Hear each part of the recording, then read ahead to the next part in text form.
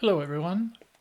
Today I want to talk to you about AI, Watson, and deep learning, three closely related topics, perhaps a bit diverse, but nevertheless connected, certainly connected for us.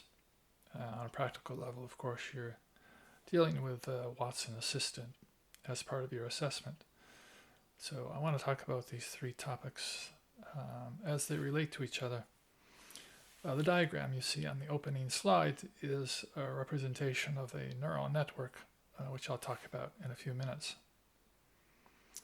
So to talk about AI or artificial intelligence, it's good to start with this question, I think. If we're going to talk about artificial intelligence, we should have some notion of what intelligence is.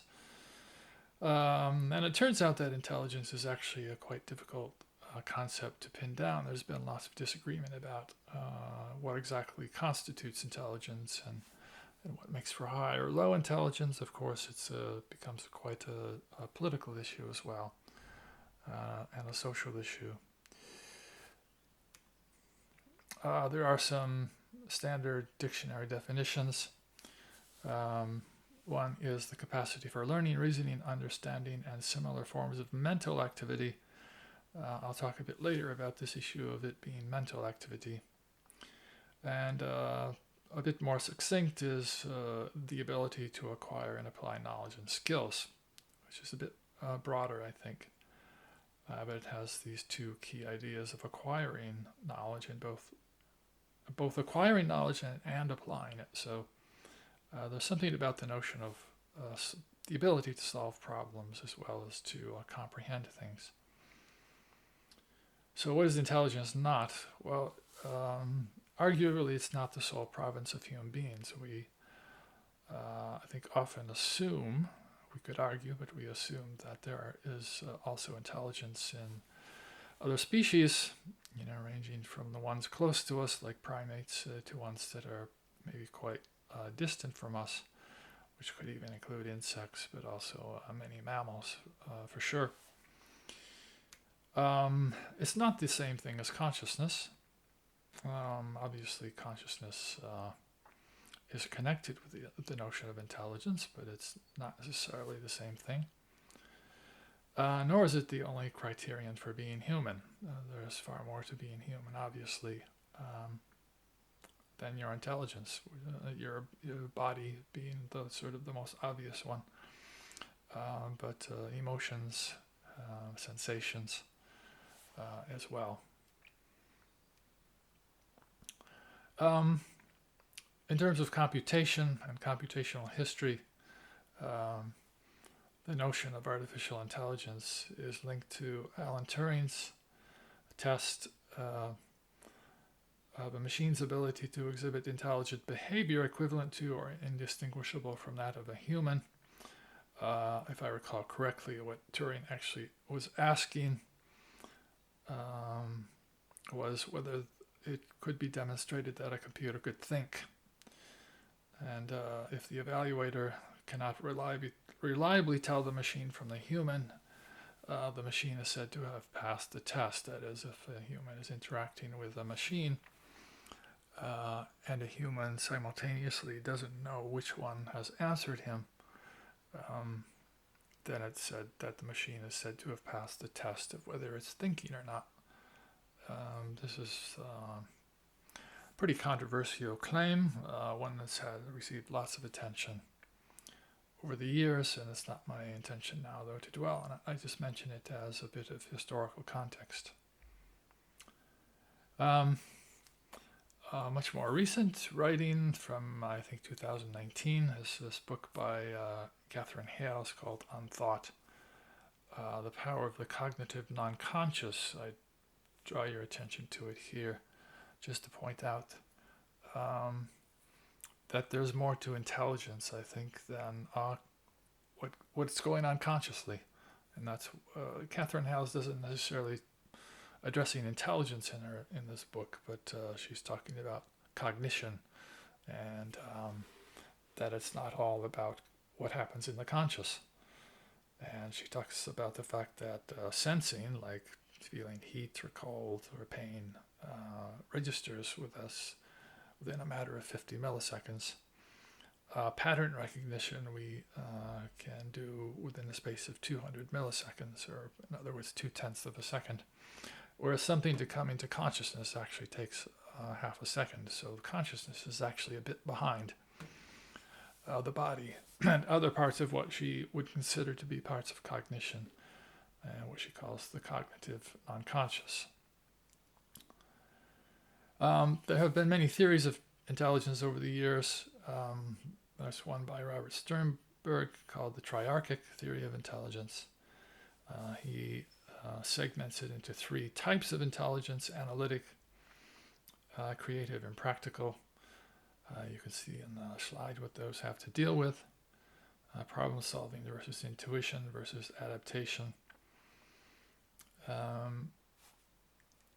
Another theory of intelligence comes from Howard Gardner, who expands this even more, breaks it down to even more categories, and has a theory of multiple intelligences.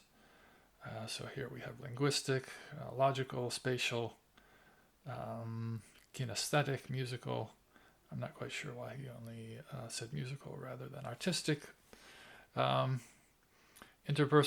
intrapersonal, difference between people smart and being self-smart, and naturalistic. So as you can see, the idea of intelligence and how to understand it has been analyzed in a number of different ways. And so to talk about artificial intelligence then becomes automatically problematic, because we're not even totally sure about how to describe what is intelligence. Nevertheless, we can ask ourselves, what is artificial intelligence? So if intelligence is the ability to acquire and apply knowledge and skills, at least according to the dictionary, and according to the dictionary, something artificial is something that's made by human beings rather than occurring naturally, especially as a copy of something natural. That's a sort of a common understanding of what artificial means, like having an artificial leg, for example, I guess, or an artificial sweetener rather than using honey or sugar. I guess a chemical produced in the lab would be considered to be an artificial sweetener as opposed to a naturally occurring one. So then, sort of, if we try to put those two things together, we could say artificial intelligence is a constructed entity that acquires and applies knowledge and skills. Now, I often use the example of a washing machine. And today, of course, washing machines have computer chips embedded in them. So arguably, if your washing machine knows when it's unbalanced, it has to stop, you could say, oh, that's an application of knowledge in a sense. It has a sort of embedded knowledge in it. So is that a form of artificial intelligence? Well, most people would say no. Nevertheless, for me, there's a quite fuzzy line between automated processes and what is called artificial intelligence.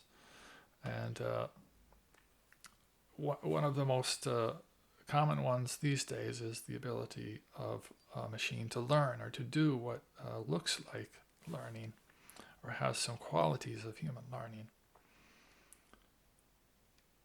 So who's leading AI? Well, you know who the big entities are here. Google, so Alphabet has the greatest concentration of artificial intelligence experts in the world, The Guardian said a few years ago. It's probably still true.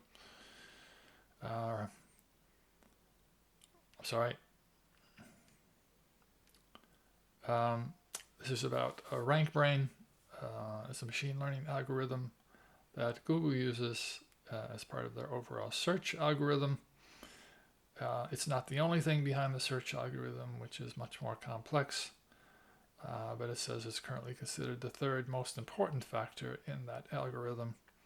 Again, this is from a quote from a couple years ago. It's hard to know precisely where it sits these days. But machine learning algorithms play a key part in our daily lives, even if we are not particularly aware of it. Now, it turns out that there are actually many kinds of machine learning. Here you see a long list. I won't read out the entire list, but you can see there are quite a few different types that have been developed over a long period of time, actually decades. And we'll go on to talk about one or two of these. So this is a kind of a nice diagram that shows you where certain kinds of machine learning sit within this broader concept of artificial intelligence. So at least according to this, the people who put this diagram together, the biggest circle here, the dark blue circle, is the broad category of artificial intelligence. Includes things like IBM's Deep Blue, which was the computer program that defeated the chess champion. Was it Kasparov? Perhaps it was Kasparov. Many years ago now. It puts also here video game AI, which I don't really know which kind of AI is being used in video games. Perhaps it's used somewhat loosely. I'm not sure. It probably depends on a particular software being used. But we have in the middle circle, which is a form of machine learning, we see IBM Watson, our old friend, along with some other things. We might encounter Netflix recommendation engine, Spotify, Discover, algorithms. And then in this inner circle, deep learning, which is a subset of machine learning. And I'll talk in a few minutes about what that means, deep learning. It includes Google RankBrain, which I just mentioned a minute ago as part of the Google search engine. Also Tesla's autopilot system from their automated cars. Also Facebook photo tagging, that's the one, of course, that we also encounter on a daily basis. So have here some quotes from an article that describes how Watson works. It's a system that performs open domain question answering. Uses multiple AI techniques such as rule-based language parsing, knowledge-based search, statistical, and machine learning.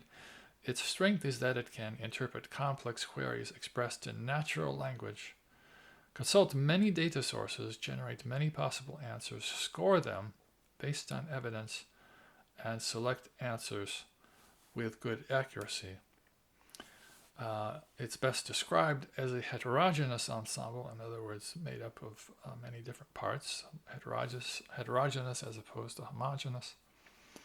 A heterogeneous ensemble of experts, an ensemble and that is made up of many smaller functional parts, heterogeneous since the parts are not alike, and they are experts since they each specialize in solving a specific subproblem. So Watson is a bit of a, I guess you could call it a Frankenstein, made up of many different parts. Further explanations here, a subset of machine learning is deep learning.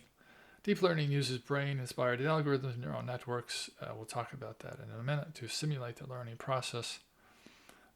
Among machine learning algorithms, deep learning can absorb the most data. That's one of its special abilities, is to use large sets of data, and has broken many AI records, becoming the most promising approach to artificial intelligence. The AI world has changed dramatically since Watson's debut. Specifically, deep learning has emerged as a leading algorithm for AI development in 2015. IBM made a strong push to add deep learning capabilities to Watson, adding speech recognition and image recognition to its BlueMix platform. I think the BlueMix moniker maybe is outdated now, 5 years later. Their website used to be actually called BlueMix. Now it's just cloud.ibm.com. But in any case, IBM clearly played a prominent role in the development of deep learning. there's a link down at the bottom here, a YouTube video you can watch in which a fairly relatively short video, I think 8 minutes, this one anyway, in which the CTO from IBM explains what Watson is and does. They call it cognitive computing. That's IBM's sort of generic term for what they're doing with Watson. He says that it's about amplifying human cognition and that it's not about replicating the human mind. We'll come back to that point later in this talk. There are a number of open source machine learning systems out there. Of course, Watson is not open source, but it seems they actually made a use of the Apache UIMA. These are all links I'll see on the PDF that I upload. You can check these out. OAQA, the Open Advancement of Question Answering Systems. This is an organization promoting natural language processing. And then there's TensorFlow, which is probably at the moment the most prominent software system used in deep learning and machine learning, mostly Python based. And we'll talk a bit about, I'll talk a bit more about that now. Again, there's a link here, learning machine learning. The TensorFlow website is quite extensive. The educational materials there offered are quite extensive. And they note that to become an expert in machine learning, you first need a strong foundation in 4 learning areas: coding, math, machine learning theory, and just practice, building your own stuff and learning the hard way. Math, the types of math is focused quite heavily on probability and statistics. And again, we'll come to that a bit in just a minute. This is a book by Francois Cholet. Again, there's a link here. You can read portions of this for free. Deep Learning with Python. It has a very good introduction to machine learning and to deep learning. And I just want to quote a few things from Cholet. So he says a machine learning system is trained rather than explicitly programmed. This is a part of the key of any machine learning or deep learning system, that it has to be trained, at least the one that we're working with. You know this already if you've been working with Watson, that it takes time to train. You have to train it. That's why you enter those 5+ examples every time you create an intent. It's presented with many examples relevant to a task, and it finds statistical structure in these examples that eventually allows the system to come up with rules for automating the task. And he makes a diagrammatic comparison here between classical programming, where you give it rules and data, spits out answers, as opposed to machine learning, where you give it lots of data. You give it answers, in other words, you train it, you tell it when it's wrong and when it's right, and it comes out with rules then to enable it to process other data and then actually eventually to give you answers. He states further that machine learning has quickly become the most popular and most successful subfield of AI, a trend driven by the availability of faster hardware and larger data sets. In other words, big data. Machine learning is tightly related to mathematical statistics, but it differs from statistics in several important ways. Unlike statistics, machine learning tends to deal with large, complex data sets. In other words, in the millions. As a result, machine learning, and especially deep learning, exhibits comparatively little mathematical theory and is engineering oriented. It's a hands-on discipline in which ideas are proven empirically more often than theoretically. And I guess that's why they mentioned earlier that one of the 4 cornerstones of learning, how to do this, is actually building stuff. Deep learning, in particular, puts an emphasis on learning successive layers of increasingly meaningful representations. We will skip over now exactly what that means, in other words, the representations part. The deep in deep learning isn't a reference to any kind of deeper understanding achieved by the approach. Rather, it stands for this idea of successive layers of representations. How many layers contribute to a model of the data is called the depth of the model. In deep learning, these layered representations are almost always learned via models called neural networks. So you remember the opening diagram we saw. The opening slide showed a diagram of a neural network. So these neural networks are structured in literal layers. The term neural network is a reference to neurobiology, but although some of the central concepts in deep learning were developed in part by drawing inspiration from our understanding of the brain, deep learning models are not models of the brain. There's no evidence that the brain implements anything like the learning mechanisms used in modern deep learning models. This is an important point to sort of overcome popular notions that are put out there in media, popular media, whether it's newspapers, websites, etc., that a deep learning algorithm is somehow a mechanical brain, which Charlotte is here saying very clearly it's not. Neural networks, a very big topic. This is actually a link to a video from a guy, or let me just go there because I want to remember his name on YouTube.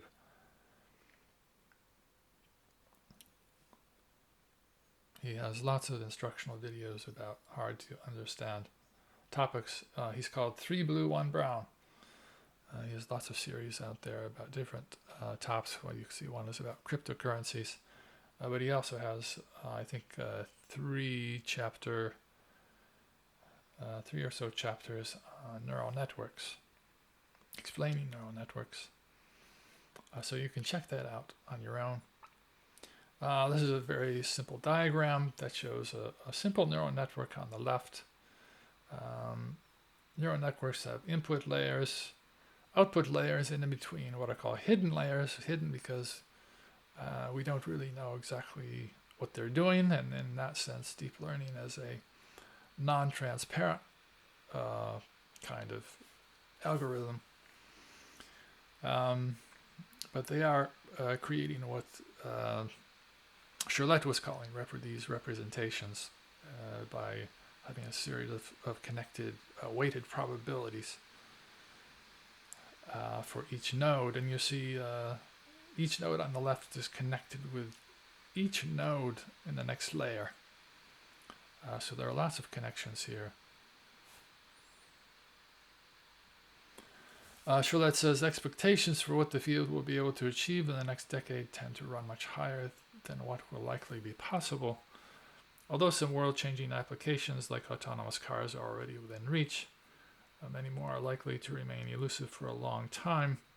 In particular, talk of human-level general intelligence shouldn't be taken too seriously. There's a similar article here that you can check out on your own, which is that this author is saying your brain is not a computer, just as Charlotte was saying, that neural networks don't actually model the brain and functionality. And this author is saying something similar, which is that your brain also is not a computer. This is Robert Epstein. Even if we had the ability to take a snapshot of all the brain's 86 billion neurons, and then to simulate the state of those neurons in a computer, that vast pattern would mean nothing outside the body of the brain that produced it. Okay, well, that's it today.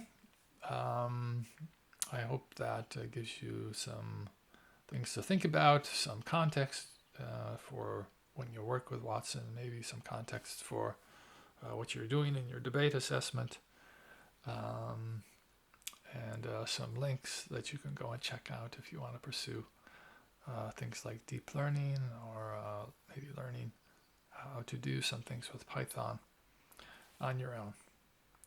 So until next time, that's it for me.